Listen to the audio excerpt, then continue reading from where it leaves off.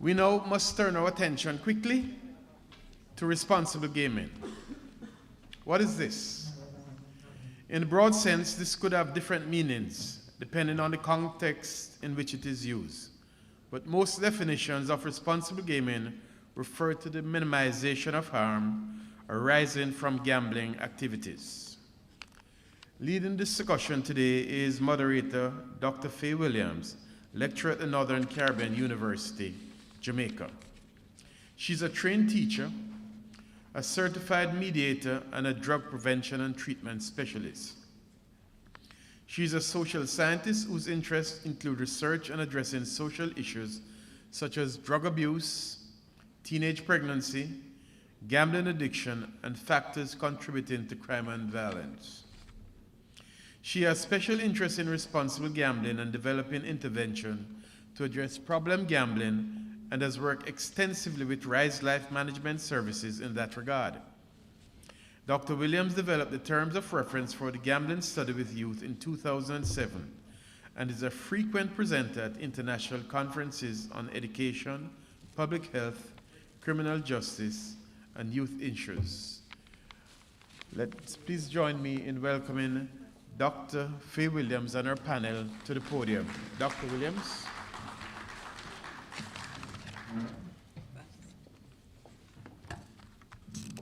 Thanks very much for that welcome. I am really happy to be here, and I am hoping that we will have a very interesting and engaging session as we seek to discuss responsible gaming. All protocols observed. Let me first introduce the panel to you. We have our principal presenter, Mr. Richard Henry, who is Program Manager, Addiction Counseling, Rise Life Management Services. He has been working in the field of addiction for the past 21 years.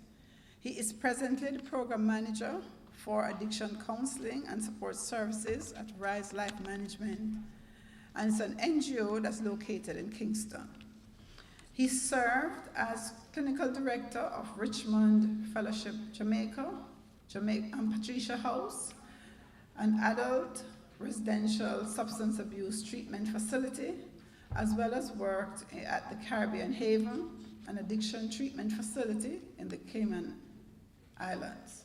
Richard has also specialized in gambling disorders, prevention and treatment, as well as responsible gaming. He is integrally involved in providing training and workshops in the field of addiction and has been working with the gaming lounge employees in Jamaica for the past 7 years, increasing awareness and understanding of gambling-related issues, as well as responsible gaming techniques and principles. On the panel also, we have Mark Nicholson, who is the Marketing Manager, Yaman Belgium Technology Limited. Mark is the Marketing Manager at Yaman Belgium Technology Limited, which operates treasure hunt gaming lounges in Kingston and St. Anne, and also in Montego Bay. He has amassed a wealth of knowledge about the gaming industry and has worked his way up to the ranks from gaming lounge floor attendant, then floor manager, before assuming the current position as head of marketing. He currently resides in Montego Bay with his wife as a proud father of one child, Jordan. On the panel also we have Sonia Davidson, who's the Vice President, Group Corporate Communications for Supreme Ventures Limited. She's responsible for public relations and customer service portfolio of this highly successful group. She also directs the company's voluntary donations to charitable organizations and community projects to position the company in its role as a good corporate citizen. This involves partnership with organizations such as Rise Life Management Services, where Supreme Ventures has been a consistent sponsor for their programs including the annual poster competition for schools and funding the training for Rise Life team members through seminars and attendance at overseas gaming conferences. She has over 24 years experience in the field of marketing, communication, and uses her knowledge of the Jamaican market coupled with market research to develop innovative and exciting public relations and promotional programs to reinforce and build the company's image. These are often aligned to major corporate sponsors in order to showcase Supreme Ventures products and services. She holds a Master's of Arts degree in Communication Studies and a bachelor's degree with honors from the University of the West Indies, as well as a diploma in marketing from Jamaica Institute of Management. So I have identified our principal presenter as well as our panelists. And we'll hear more about the other person who is on our platform shortly. I'll now hand over to Mr. Richard Henry, who will be our main presenter.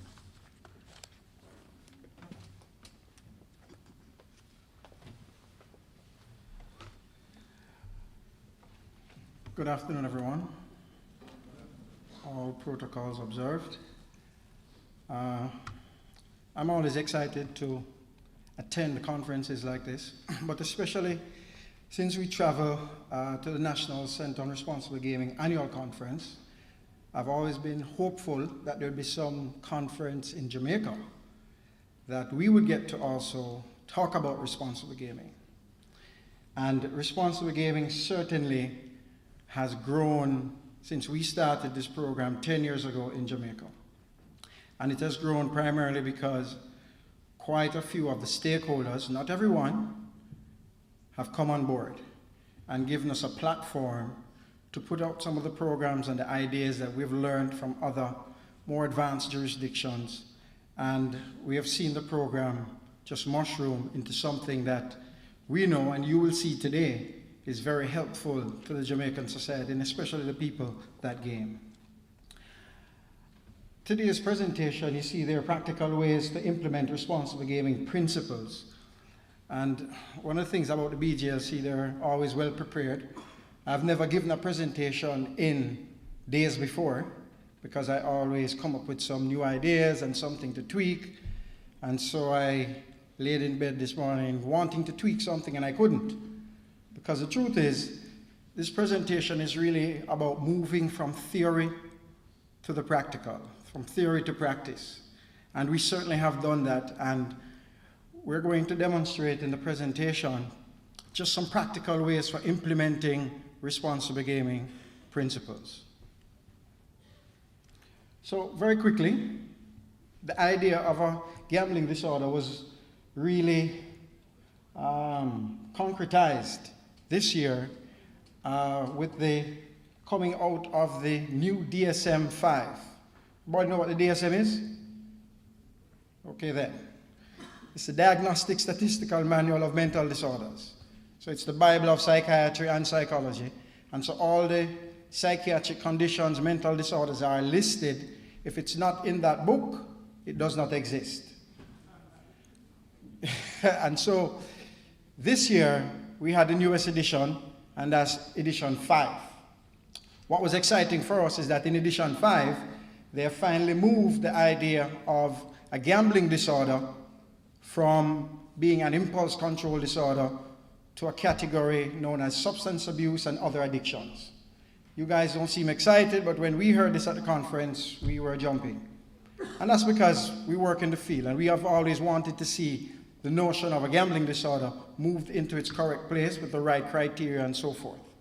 So science has been able to establish clearly for us that there are things that we can look for that establish a gambling disorder. Again, why we have responsible gaming program in Jamaica, we have seen the most rapid expansion of the gaming industry in the last 12 years. And so with that, you are naturally going to increase the numbers of persons who are going to discover that they have a gambling disorder. Let me just be very clear that the data tells us that the majority of people who game and gamble do not have a problem. They do so responsibly. Rates of gambling disorders worldwide hover somewhere between 1% and 4%, with 4% being on the really high side. So we know it's a minority, but the truth is, it's a minority that we have to take care of. Because for every one person in a family that has a gambling addiction, there are at least 10 to 12 family members who are affected, including children. Okay? So it's very far-reaching. We in the field, we like to say that addiction is a family disease, and that once someone in the family has an addiction, the rest of the family can't escape the consequences, the behaviors that come out of that addiction. Also, all gaming industry players and stakeholders have a responsibility to customers. We know that, yes, it is about profit making, but at the same time, we have to take care of the minority that we're talking about who will develop a gambling disorder. We always say, the responsible gambler is your perfect customer. The disordered gambler is not your good customer. Why is that so? Because the disordered gambler is going to either go to prison, he's going to go to treatment, or he's just going to fade out of the system. Who is your good customer? Your good customer is John, who likes to go to the gaming lounge, the casino, or the track once a week. He has $5,000 to spend. That does not affect him dealing with his everyday expenses, and he can do that weekly for the next 20 years. Those are your good customers. You agree? Your good customer is not the gentleman who is going to have to rob and steal and commit fraud to be able to deal with his gaming. Okay? So those people don't help the industry at all. We're going to end up losing the customer. That's what's going to happen. And like I said, incarceration, and ultimately, on the low side, however, there are people with gambling disorders who end up committing suicide as a result of the debt, the shame, the guilt, the depression, because there's a high correlation between people who have a gambling disorder and people who have a psychiatric condition. Okay? So, I know I was instructed to go very quickly. It is not my nature. Yes, Mr. Peart, and I shall do so because, yes, we're behind. I want to also show, I'm going to show you the face of responsible gaming and what that looks like. So we created, along with the BGLC, the Code of Conduct for Responsible Gaming. And that is going to firmly come into place sometime this year. I have a date in my mind, but I will not say it, a date that we've been discussing. And so we've been having dialogue with gaming lounges about the Code of Conduct and how to implement. And the truth is, why we should implement responsible gaming practices. I'm going to talk a little bit about the framework of the Code of Conduct and show you what it looks like. Just for practical experience, for you to see, and again, the gaming lounges that have been compliant with us so far, I'm going to use them as examples of what responsible gaming will look like in the gaming lounges. Okay, so the first thing is the staff, I'm sorry about that. Annual staff training. Staff members in a gaming lounge are seen as a high-risk group. And again, we could be talking about casinos for developing a gambling-related disorder. It doesn't mean they are going to develop one, but it means that as a result of the environment, if you have that addictive personality, you are definitely in the environment where that addiction could grow and flourish. So it's important for the staff members to have an understanding of what responsible gaming is, what a gambling disorder looks like, have a greater understanding of why it is important to be able to identify within yourself if you're having any issues. And so we've done staff training with Treasure Hunt, and all their staff members are now compliant with the Code of Conduct. The training really is very basic. It covers responsible gaming principles, understanding gambling disorders, and the truth is, very importantly, how to get help and where to get help. Because sometimes that's all we're asking the gaming lounge staff to do, to direct the person where to get help. So that's a picture there of Treasure Hunt staff team after training in Montego Bay. Another area that individuals in the gaming lounges will have to meet is through signage, publicize the average percentage payout of the prescribed premises. And there's a sign that Treasure Hunt has put up about the average payout. Proper placement of 2 clocks, and we had a little resistance to this. Again, the placement of the clocks came from looking at several different codes, and the codes nowadays, and I know that in Tasmania and I think in some parts of Australia, clocks are mandated in those facilities. But here's a nice way to put up a clock. It's not a great picture, but that clock there is a roulette clock. Right. Well, I'm just telling you, it's a roulette clock. So it fits the premises, it speaks to what the business is about, and at the same time, people can get a sense of what time is it, am I in here too long, do I need to go? Information and material promoting responsible gaming should be on your checklist and the code of conduct available to all employees. And you can get that from RISE, maybe through the BGLC. We're going to create a national database because our gaming lounges will have to establish what is called a voluntary exclusion program, which allows the patrons, the customers, to voluntarily exclude themselves from the facility as an adjunct to treatment. It is not treatment, but it gives them time out, it gives them time to reflect, and how we have set it up is that they have to come for counseling before they are allowed to re-enter. There's quite a bit of documentation that they have to fill out and stuff like that. Again, there is a self-exclusion program, a flyer, and that self-exclusion program right now only exists in Treasure Hunt. Information providing responsible gaming available at various points in the facility. Again, you can get that material from RISE right now free of cost, and it's just information about where to get help, why you may need to get help, and that sort of thing. Clearly established staff gaming policy as has been communicated to the staff team, and again, that's a policy. Policies like that really speak to, are staff members allowed to game?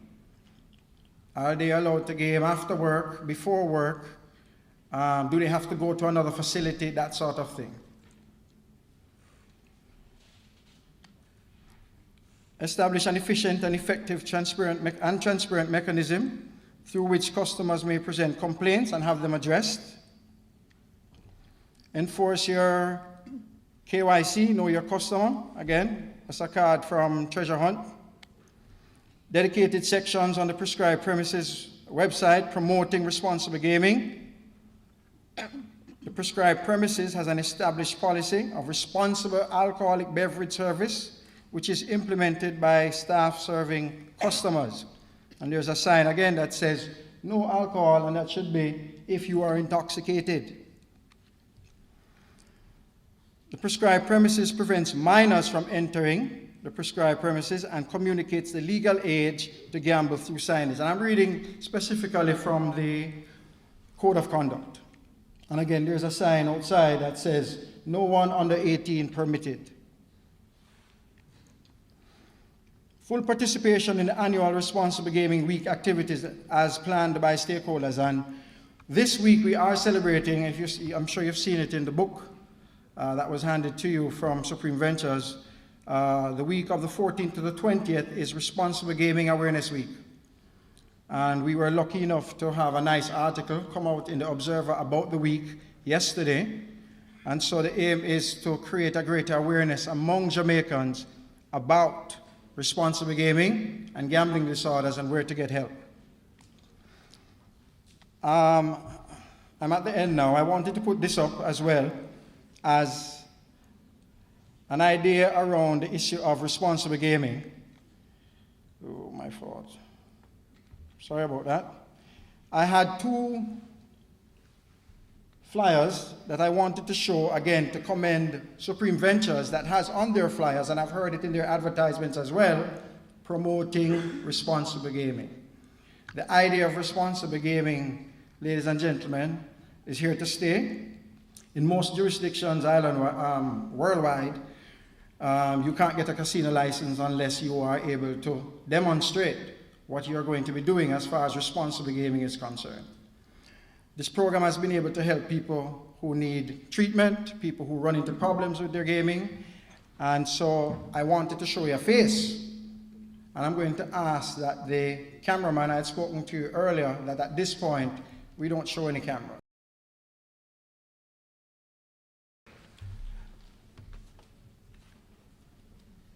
I get emotional with my clients. I think that is the bravest client I've ever met.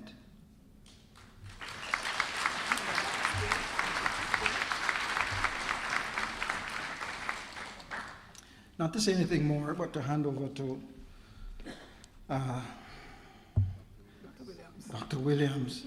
Responsible gaming works, and the program must stay in place. Let us have another round of applause for that brave gentleman. And as workers in the industry, we all need to be vigilant. We need to be vigilant for what happens in our establishment, what happens to us as workers, because you're at risk, and what happens to your colleagues. So you need to be vigilant. All right, thank you very much, sir. And we give you all the support and encouragement as you go on. At this point, I'll ask the panel if we have the very limited time, so we cannot have much discussion. But if there are questions from the audience or there are specific things to be highlighted by the members of the panel, we could take about 5 minutes just to address that.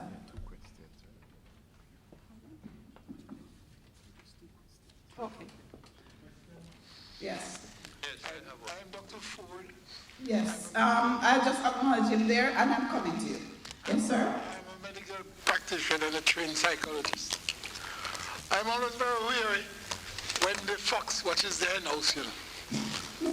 So when I hear that Supreme Ventures are the people who sponsor rice for the most part, it is not surprising that when we come here, there's a certain almost hint of hypocrisy. Let me be very blunt.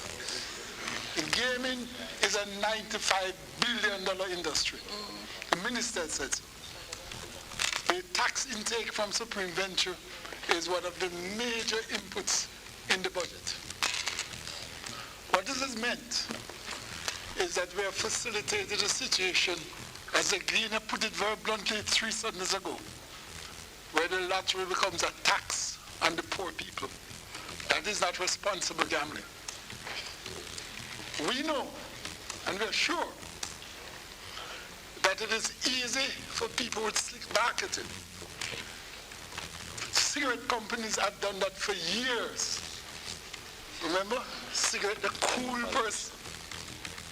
Gamble, lotto, the answer to your dreams.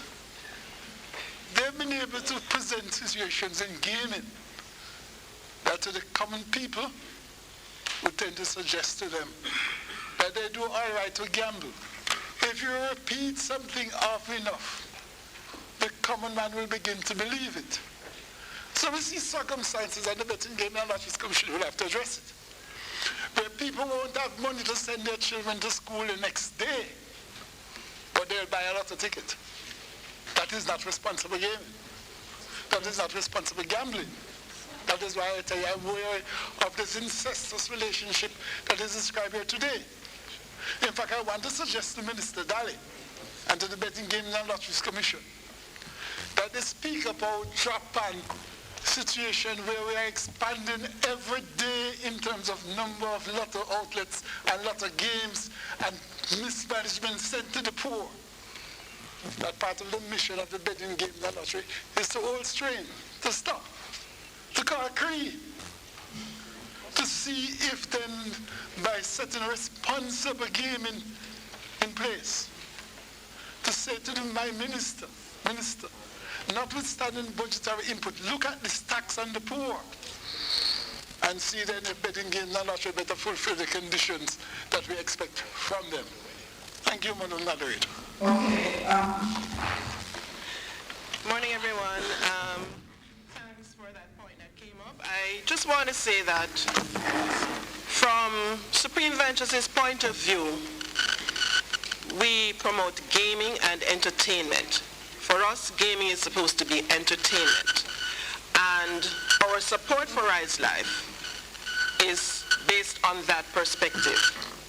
We want people to play our games as entertainment, not gambling and to get addicted. We have a good relationship with Rise Life, and we work closely with Richard, not only with the gaming lounges, but with the major part of our business, which is lottery. We're talking about over 1,200 agents plus operators in this business, working in communities where people live. They're out there on their own. We work with Richard, we work with our team internally to educate from the underage gaming perspective, where that side of the business is concerned. We promote must be 18 and over to play. You need to be responsible. SVL encourages responsible gaming. Richard had put up 2 of our posters. All of our materials speak to this is for entertainment.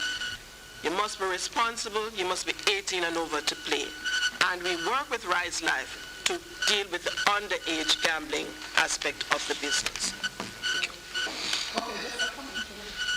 Just to get it very clear, all programs sponsored by betting, gaming, and lottery association, not Supreme Ventures. Supreme Ventures contributes to our youth gambling prevention post the competition, which is fractional to the budget that we get from the BGLC. Apart from that, just very quickly, it's not uncommon, especially from an international perspective. If you look at the American Gaming Association, who collects money, I assume, from the casinos, that money has to go back into providing training, treatment, and research. It is the industry, and it's very unique to this industry, that takes care of customers. Every day, there's someone who just started drinking alcohol that's going to become an alcoholic. My client did not know he would become addicted to gambling. But because of the flourishing of games and being involved, he discovered that. We have to have a safeguard and a catch net for that. But it is the BGLC who rightfully, and from a proactive standpoint, takes care of our program. All right, there was one question here.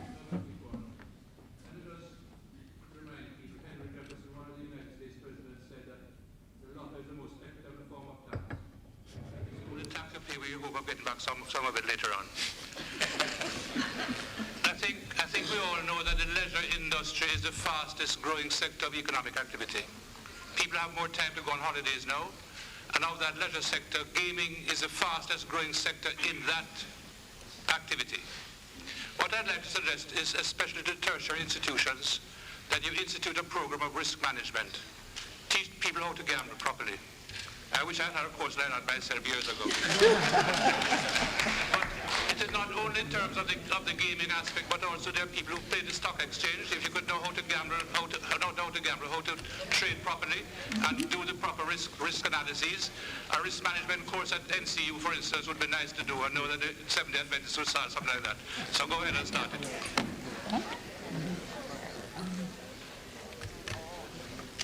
Question here. Second question.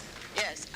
The final question. Yeah, I'd like to posit that people, and especially to the minister, are losing their shirts in Jamaica and they're not gambling, right? They're losing everything without one bit of gambling. That is saving your money in the bank when small amounts are being taken away from the poor people of Jamaica, right? So, let me tell you, right? I want somebody, we need to do a study, add up all of those small amounts that the banks who say we are going to care for the people, we are going to find a way, are taking away $100 each month from the people of Jamaica. I want to posit also that it is the responsibility of a number of organizations who are taking these small amounts from people, churches. What is the social responsibility to their congregations in this suffering time? I therefore challenge, and I can tell you that I grew up in a Methodist church. I was never allowed to gamble. I have never gambled in my life in that way. First time as a child at 7 years old, I decided to do a raffle. And my mother said, no, I had to take back the money and give everybody. I went to Canada, and my godmother would say, why don't you buy a ticket? I say, I can buy a bottle of milk. I would like to challenge the gaming industry to put in some kind of coupon system, which is linked to food, books, so that when school time comes, those people who have been doing regularly, because I see the people in the communities, I am quite aware of how people spending habits with gambling are, that you put in a proper system of social intervention with your health card, some kind of health card system that helps. We have other problems in Jamaica. We just have GSAT results, but the people, every parent is gorged for those GSAT results constantly over the years. You need to find teachers who are using the classrooms. They need to pay a percentage back to the government. It's a responsibility for a lot of us, and I'm just asking that this be done and it be addressed. Thank you. Okay, Minister, we have to give you an opportunity. Let me thank my dear sister for such a spirited presentation. And I would love to have lunch with you at lunchtime. Sit at my table. Thank you, sir. Because you seem to have some very, very good suggestions about how government can operate. If you notice that a couple of weeks ago in the Parliament, we had a standing Economic and Production Committee of the Parliament spend a lot of time in looking at the operations of the banks and bank charges. I don't know if you are familiar with the report. There was a very, very lively debate about the charges and the hidden charges and all those little $100 that you're talking about by the bank. I would encourage you, because the banks are regulated in so far as they are deposit-taking institutions, but their fees and their charges are not regulated.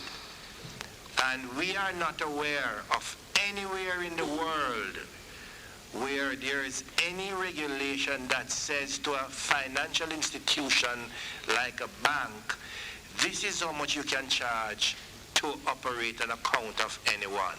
If there's anybody in this room that have that information where it happens in the world, you please bring it to our attention. So it's really a moral suasion and consumer agitation that we have to look at. That's one thing. Secondly, the gaming industry pays a lot of taxes, you know. They pay a lot of taxes. I went through in my presentation how much we have received in taxes from the industry. And a lot of money is given over to a place called Chase Fund, where we forego taking the money in the Ministry of Finance to help with the budget or with your expenditures, and those funds go to Chase that helps with health and education and culture and so on. And some years ago, there are some people in this room who helped with when we brought simulcast racing here. You didn't have it before. That the money you earn from it went to the Sports Development Foundation, the SDF, to help with sports development. And it's not that the gaming industry is not doing anything at all in terms of social responsibility. It's not true to say that. I'm not alluding to the fact, I'm not saying you said so, but they do contribute a lot to social intervention programs. On the other issues that you raise, let's talk about them at lunch. Okay. Thank you very much, Time Minister. is very fast, but there's just one other thing we need to do. As you heard, this is Responsible Gaming Week, and we'd just like to recognize 2 champions of responsible gaming, and they are, and I'll just read to say why they're being recognized. Treasure Hunt Gaming for their commitment to responsible gaming principles, commitment to observable, through not only support for rights management, but sponsorship of travel and attendance to the annual national conference for responsible gaming in Las Vegas in 2015, as well as sponsorship of the Youth Gambling Prevention All Island.